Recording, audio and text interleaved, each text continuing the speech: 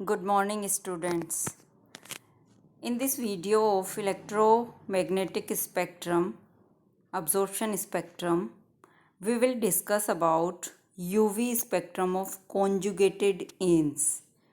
Conjugated ions का मतलब होता है ऐसी एल्कीन्स जिनमें डबल बॉन्ड अल्टरनेट क्रम में प्रेजेंट होते हैं। जैसे कि एक एल्कीन का अपन एग्जाम्पल ले सकते हैं, carbon single bond carbon, double bond carbon, single bond carbon. इस तरीके की एल्कीन को क्या कहा जाता है? कॉन्जुगेटेड एल्कीन कहा जाता है। अगर किसी एल्कीन में सभी डबल बॉन्ड क्रमागत रूप से कंटिन्यूअस प्रेजेंट हों तो उसे क्यूमुलेटिव एल्कीन कहा जाता है। और अगर किसी एल्कीन में डबल बॉन्ड की पोजीशन फिक्स नहीं हो, रैंडमली डबल बॉन्ड कहीं पर प्रेजेंट हो, तो उस एल्कीन को आइसोलेटेड एल्कीन कहा जाता है। इस प्रकार डबल बॉन्ड्स के बेसिस पे एल्कीन्स 3 प्रकार की हो सकती है और यहाँ हम कॉन्जुगेटेड एल्कीन्स के यूवी स्पेक्ट्रम को डिस्कस करेंगे। वास्तव में एल्कीन्स में चूँकि हमने अभी देखा कि डबल बॉन्ड प्रेजेंट होते हैं, मीन्स यहाँ पर पाई इलेक्ट्रॉन प्रेजेंट होते हैं, और एल्कीन्स में पाई टू पाई स्टार ट्रांजिशन पाया जाता है। इन एल्कीन्स में जब एक डबल बॉन्ड हो तो पाई टू पाई स्टार ट्रांजिशन की कोई पर्टिकुलर लैम्डा मैक्स होती है, मीन्स उस पर्टिकुलर वेवलेंथ पर उस एल्कीन के द्वारा मैक्सिमम अब्जॉर्प्शन शो किया जाता है। लेकिन उसी एल्कीन में यदि डबल बॉन्ड कॉन्जुगेशन में बढ़ता है तो उस पाई टू पाई स्टार ट्रांजिशन के अब्जॉर्प्शन बैंड पर या पाई टू पाई स्टार ट्रांजिशन पर क्या इफ़ेक्ट होता है उसको हम यहाँ देखेंगे।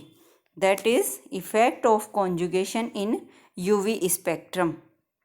देखिए, एल्कीन्स में carbon carbon double bond present है, पाई टू पाई स्टार ट्रांजिशन होता है।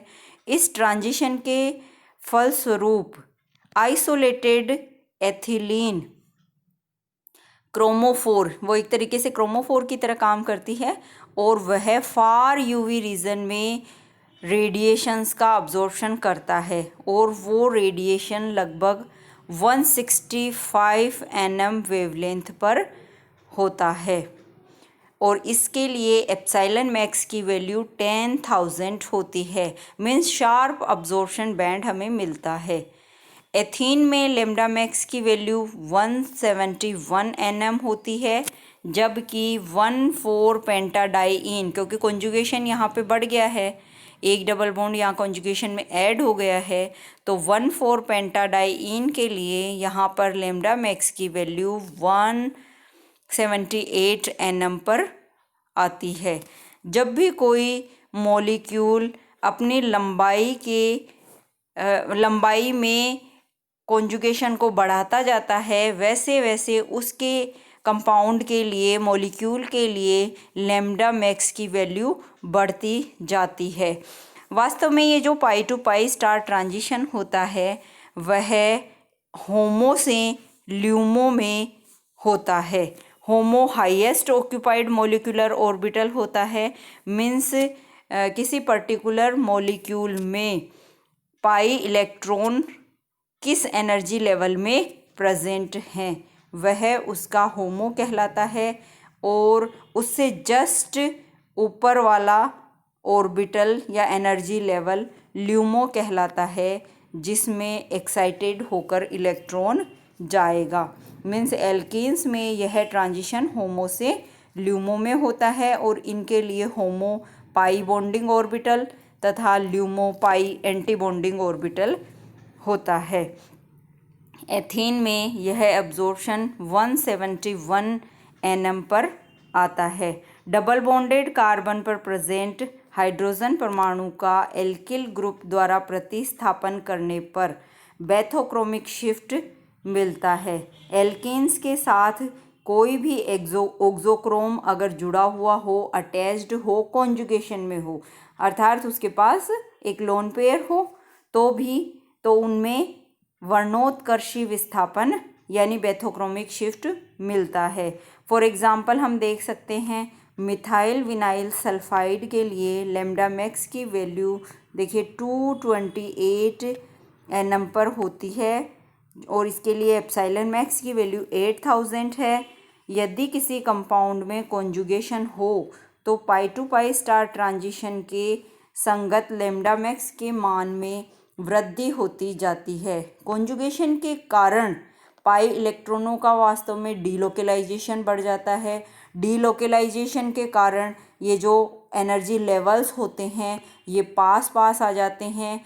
अब इस समय पाई और पाई स्टार के बीच का जो एनर्जी गैप है वह कम हो जाता है, तो इस ट्रांजिशन के लिए कम एनर्जी की आवश्यकता होती है और अब्जॉर्प्शन बैंड हायर वेवलेंथ की तरफ शिफ्ट हो जाता है because we know wavelength is inversely proportional to energy. So the energy difference between two pi orbitals decreases, the lambda value increases.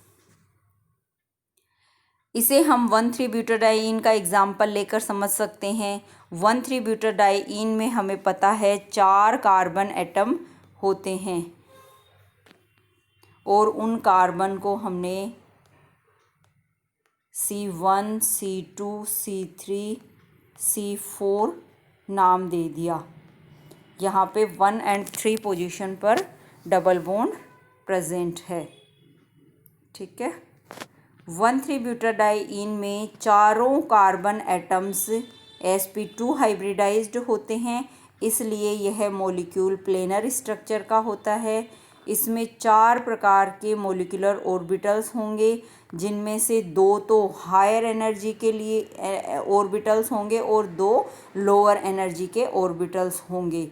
सबसे पहले लोअर एनर्जी के ऑर्बिटल्स जो होंगे highest occupied molecular orbital bonding orbital pi 1 and pi 2 कहलाएंगे, जिनको हम पाई 1 bonding पाई 2 bonding कहेंगे। वो C1, C2 एवं C3, C4 के 2 p ऑर्बिटल्स के ओवरलैपिंग से बनते हैं।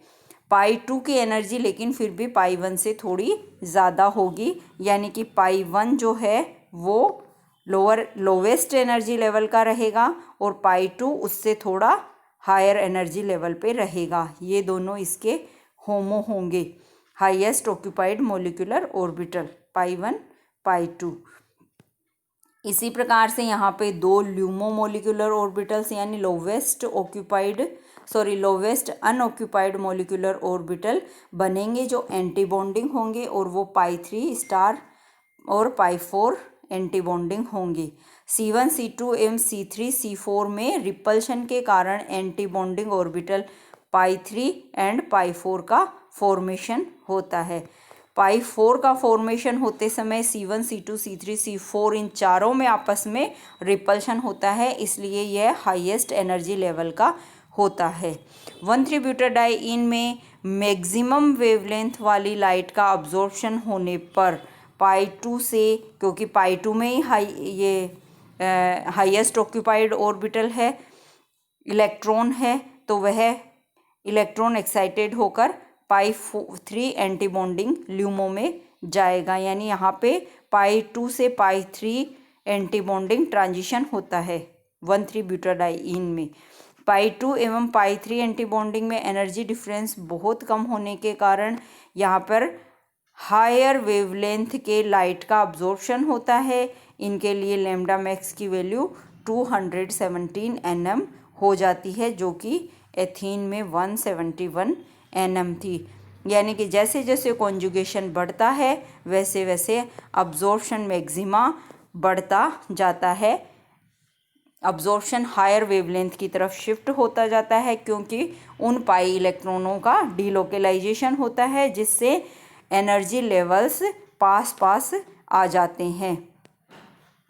अतः हम ये भी कह सकते हैं कि एक डबल बॉन्ड के कॉन्जुगेशन में अगर दूसरा डबल बॉन्ड प्रेजेंट हो तो बेथोक्रोमिक शिफ्ट देखने को मिलता है। और जैसे जैसे डबल बॉन्ड्स की संख्या बढ़ती जाती है, कॉन्जुगेशन में होने चाहिए, याद रखना कंटिन्यूअस यानी क्यूमुलेटिव एल्कीन में इस तरह की चीज़ नहीं होगी क्योंकि वहाँ डीलोकलाइजेशन की पॉसिबिलिटी नहीं बनती।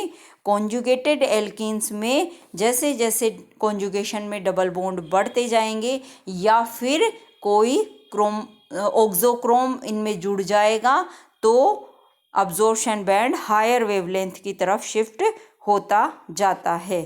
Thank you.